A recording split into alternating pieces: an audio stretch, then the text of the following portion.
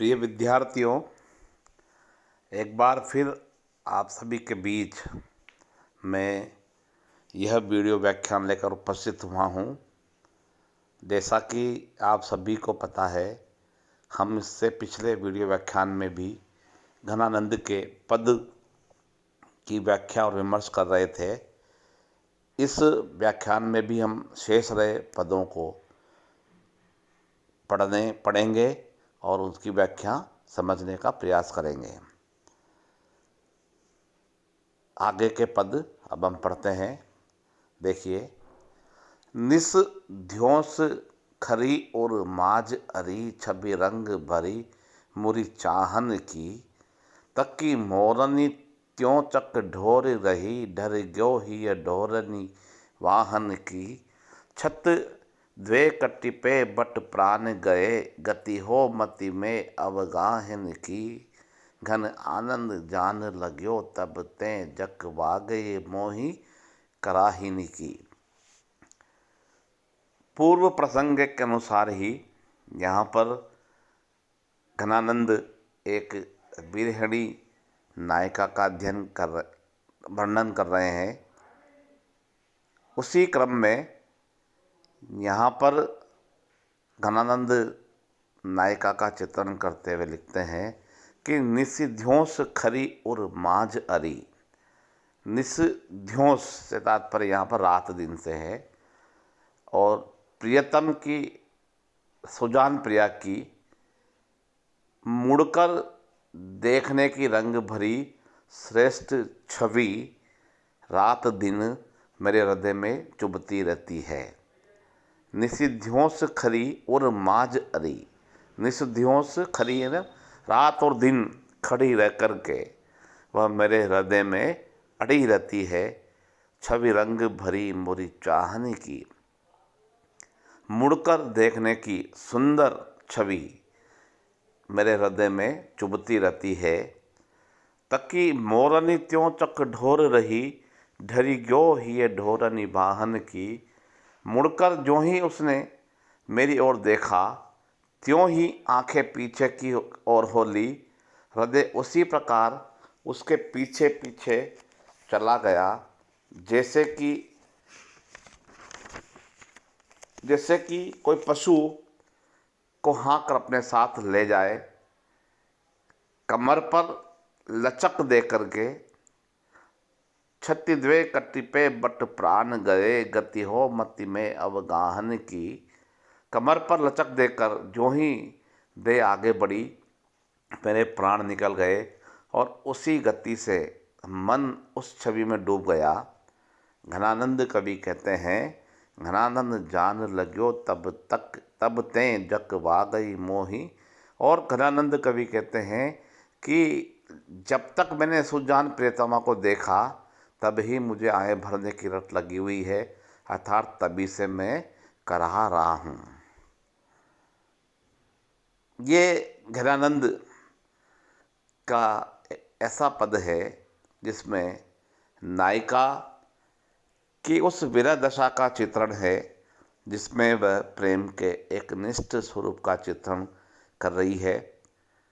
अधिकतर टीकाकारों ने ढरीगो ही और ढोरनी वाहन की का अर्थ इस प्रकार भी किया है कि हृदय नाली में ढलकर बहने वाले पानी की तरह ढुलक गया है। अर्थात ढोर का अर्थ ब्रज और किंतु ढोर का अर्थ ब्रज और पंजाब प्रांत में पशु प्रचलित है। वाहन का अर्थ भी सवारी करना ही है। भोर को ले जाना, ढोर को जिस प्रकार बरबस हाँक कर ले जाए, उसी प्रकार वह मेरे दिल को अपनी कमर की लचक से हाँक कर ले गई। इस अर्थ में कोई खींचतान भी नहीं है। इस पद में विशेष रूप से हम देखें तो अनुप्रास और छेकानुप्रास अलंकार है। आगे के पदों में अब हम देखेंगे तो यहाँ पर घनानंद लिखते हैं, इन बाट परी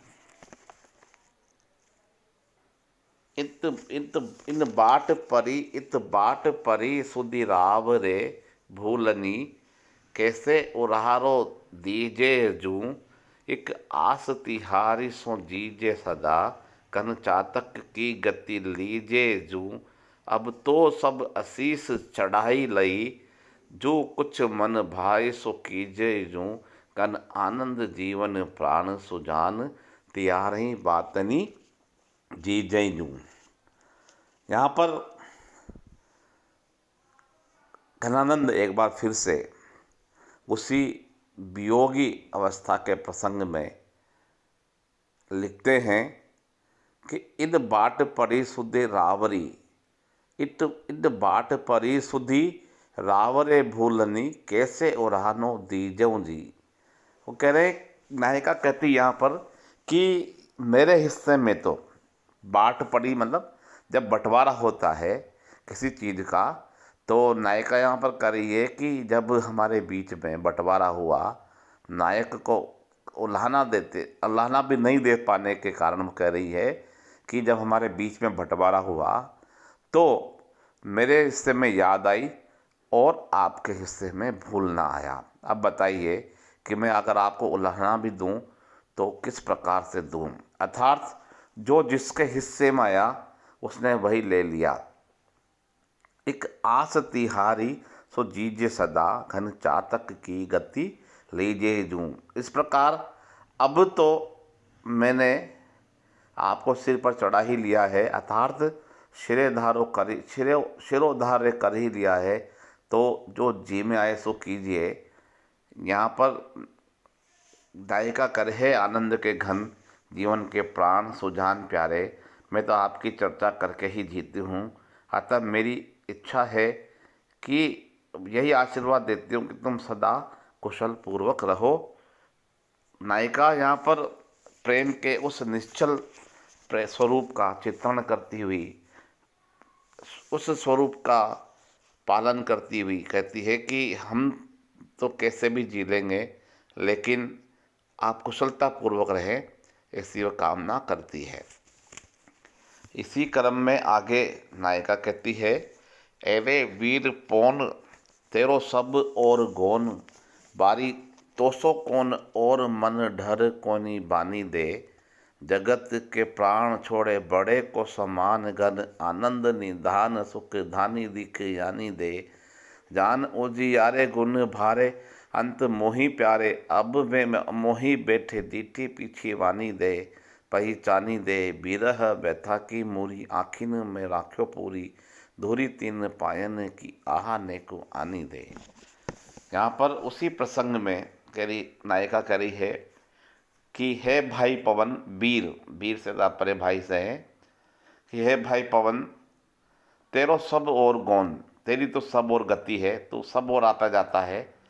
बारी तो सो कौन और मौन, बारी तो सो और कौन, मनोढर कोनी बादी दे।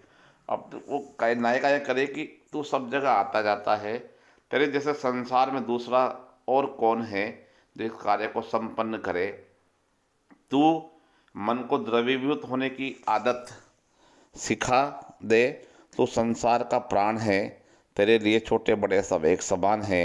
हे आनंद के निधान, दुखियों को सुख दे, मेरे सुजान प्रियतम जो कांतिमान है, सुंदर गुणों से युक्त है, जो हमें हर अवस्था में प्रिय है, अब मुझसे पीठ मोड़कर पहचान भूलकर निर्मोही हो गए हैं। अतः तू एक बार पुनः निर्मोही होकर कई दूर जा बैठे हैं। अतः इस विरह वेदना की पीड़ा को दूर करने वाली उस संजीवनी बूटी के समान उसके पाँव की धूली को अपनी आंखों में आजना चाहती हूँ, तो मुझे ला करके दे दे। यहाँ पर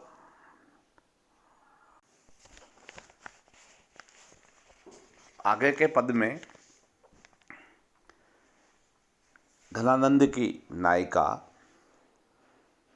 का वर्णन करते हुए सखी कहती है, पीरी परी देह छीनी राजत स्नेह भीनी, कीनी है अनंग अंग अंग रंग बोरी सी, नैन पिचकारी जो चलोई करे रैन दिन, बग राय बारन फिरत झक झोरी सी, कहो लो बखानो आनंद घन आनंद दुहेली दशा, फागमई भी जान प्यारी बह भोरी सी, तिहारे निहारे बिन प्राणन करत होरा, विरह अंगारन मगरी ही होरी सी।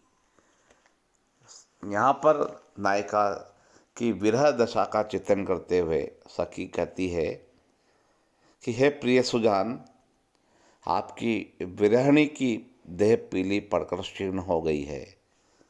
पीली परी देह छीनी, राजत स्नेह भीली। आपके प्रेम में पगी हुई देह विरह के कारण पीली पड़कर के क्षीण हो गई है। स्नेह से रिक्त शोभा को प्राप्त हो रही है। काम ने उसके प्रत्येक अंग को ढीला कर दिया है, प्रत्येक अंग अंग को भली भांति डुबो दिया है। दिन रात उसकी आंखों में पिचकारी चलती रहती है, अर्थात उसकी आंखों से अश्रुधारा बहती रहती है। बिखरे हुए बालों से वह ऐसी लगती है जैसे मानो होली खेलते समय किसी ने उसे झकझोर दिया हो। है आनंद घन, मैं उसकी दुखमयी दशा का कहाँ तक वर्णन करूं। सुजान प्रीतम, वह बेचारी भोली भाली तुम्हारी प्रिया फागमय हो रही है। तुम्हारे देखे बिना विरह के अंगारों ने अपने हृदय की होली जलाकर अपने प्राणों को होली की तरह होम कर डाला है। अर्थात यहाँ पर नायिका उस विरह दशा को प्राप्त हो गई है जिसमें वह जीते जी होम कर रही है। अपनी देह को विरह में होम करते हुए नायिका कामना करती है कि अब तो नायक आ जाए और उसकी विरह दशा को मिटा दे। इसी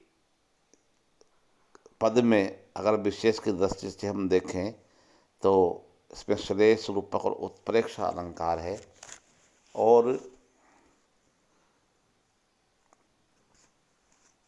आगे के पद में घनानंद लिखते हैं, अति सूधो स्नेह को मार्ग, जहाँ नेको सयानप बाक नहीं। जहाँ साच चले तजी अपना पो, जिद के कपटी जे निशाक नहीं। घन आनंद प्यारे सुजान सुनो, या एक ते दूसरो आँख नहीं। तुम कौन द्यो पाटी पड़े हो लला, मन लेहूं पे देहूं छटाक नहीं। ये प्रेम की पीड़ा का चित्रण करने वाला घनानंद का सर्वाधिक पसंद किया जाने वाला और अनेक बार कोट किया जाने वाला पद है। प्रेम का मार्ग बहुत ही सीधा होता है, हम सब जानते हैं। नायिका की उसी विरह दशा का चित्रण करते हुए यहाँ घनानंद लिखते हैं कि प्रेम का मार्ग अत्यंत सरल है, सीधा है। यहाँ तनिक भी सयानापन या टेढ़ापन नहीं है। यहाँ अर्थात जरा सी भी आंट नहीं है। इस पथ पर प्रेम के सच्चे पारखी अपना अस्तित्व मिटाकर अर्थात अपने अपनत्व को समर्पण कर निर्भय होकर विचरते हैं। जो कपटी है, जिनके मन में शंकाएं हैं, वे इस मार्ग पर चलते हुए हिचकिचाते हैं। एक से दूसरी बात घनानंद कहते हैं कि हे प्राण प्यारे सुजान, यहाँ तो डेढ़ बात है, एक से दूसरी बात नहीं है। आपने जाने कौन सी पट्टी पड़ रखी है जो हमसे चतुराई करते हो। आप हमारा मन तो लेते हो, लेकिन आप अपना मन हमें देते नहीं हो। अर्थात हमने अपना सर्वस्व आपके ऊपर न्यौछावर कर दिया है, लेकिन तुम तनिक भी हमारी ओर नहीं देखते हो। इस पद में विशेष की दृष्टि से अगर हम देखें तो प्रस्तुत पद घनानंद का अत्यंत प्रसिद्ध एवं सरस भाषा और सरल कवित्व है। प्रेम की सुंदरतम परिभाषा का यह छंदोबद्ध निरूपण है। मुहावरों के संपुट से सजा यह पद प्रेमियों के लिए आदर्श पुष्पांजलि है। सयानापन, भागपन एक से दूसरों आँख कौन सी पार्टी पड़े हो, मन लेकर छटांक भी नहीं देते आदि मुहावरे इतने कोमल एवं स्वाभाविक हैं कि कोई भी सहृदय रसिक इनका कोई भी अर्थ नहीं करना चाहेगा। इनका जो का त्यों लिख देने में ही आनंद है। विश्वनाथ प्रसाद जी ने छटांग को उलटकर कटाक्ष तथा छठा अंक आदि शाब्दिक क्रीड़ा की अटकलें लगाई, लेकिन यह तो घनानंद जी के सव्य के साथ सरासर अत्याचार है। इस पद में अनुप्रास और छः का अनुप्रास की छटा दिखलाई देती है। इसी क्रम में आगे का पद हम पढ़ते हैं।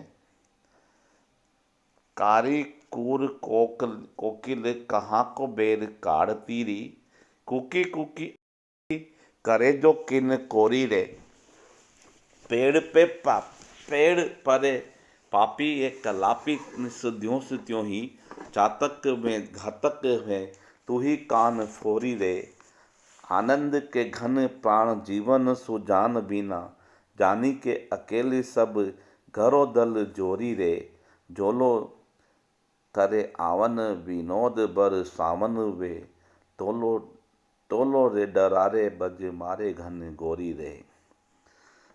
प्रेम की विरह दशा में जो वर्षा ऋतु का मौसम होता है वो किस प्रकार विरहिणी को डराता है, इसका चित्रण इस पद के माध्यम से धनानंद करते हैं कि हे काली तथा क्रूर कोयल, तू मुझसे कहाँ और किस जन्म का बदला निकाल रही है, किस जन्म का बेर तू मुझसे निभा रही है। तू कूक कूक कर अभी भी मेरे हृदय को क्यों नहीं निकाल देती, तू कूक कूक कर अभी मेरे हृदय को अब भी क्यों नहीं निकाल देती। जिस प्रकार ये पापी मोर मेरे पीछे पड़े हुए हैं, चातक उसी तरह तू भी मेरे लिए घातक सिद्ध हो रहा है। तू भी पी पी कर मेरे कान फोड़े जा रहा है। आनंद के घन प्राण प्यारे सुजान के बिना मुझे अकेला समझकर सब अपनी सेना सजाकर जी भर कर घेर लो। जब ये रसीले रस बरसाने वाले सुजान प्रियतम आएंगे भयानक दुष्ट बादल, तब तक तुम भी जी भर के गरज लो। यहाँ पर वियोगावस्था में प्रकृति के उद्दीपन दृश्य कष्टकर होते हैं। यह परंपरित वर्णित है। अंतिम 4 पंक्तियों में मौलिक भाव की अभिव्यंजना होती है। इसी कड़ी में आगे के पद को हम पढ़ेंगे। पूर्ण प्रेम को मंत्र महापन जा मदी सोदी सुखारी है लेख्यों, ताही के चारु चरित्र विचित्रनी, न्यों पची के रची राखी विशेषों, ऐसो हियो हित पत्र पवित्र जु आन कथा कहूँ अब रेख्यो, सो घन आनंद जान अजान तो टूक कियो पर बाँची नहीं देखियो। घनानंद प्रस्तुत पद में प्रेम के निश्चल और एकनिष्ठ स्वरूप का चित्रण करते हुए कह रहे हैं कि जिस हृदय रूपी प्रेम पत्र में पूर्ण प्रेम के मंत्र को महान प्रतिज्ञा के साथ मैंने भली भांति शुरू करके लिखा, जिस हृदय रूपी प्रेम पत्र को उसी प्रिय के सुंदर तथा अद्भुत चरित्रों से विशेष रूप से बनाकर रखा ऐसा हृदय रूपी पवित्र प्रेम पत्र जिसमें किसी दूसरे की कथा नहीं कही गई, अंश मात्र भी अंकित नहीं थी। घनानंद कहते हैं कि ऐसे उस हृदय रूपी प्रेम पत्र को घनानंद के घन प्रेम प्यारे सुजान ने अनजान प्याले की तरह टुकड़े टुकड़े कर दिया है, किंतु उसके पढ़ करके नहीं देखा। इस पद में रूपक, उपमा, श्लेष, अनुप्रास, छेकानुप्रास, अंत्यानुप्रास आदि अलंकारों का प्रयोग हुआ है। इसी के साथ आज यह वीडियो व्याख्यान समाप्त होता है। घनानंद के आगे के कवि को अब हम अगले वीडियो व्याख्यान में धन्यवाद।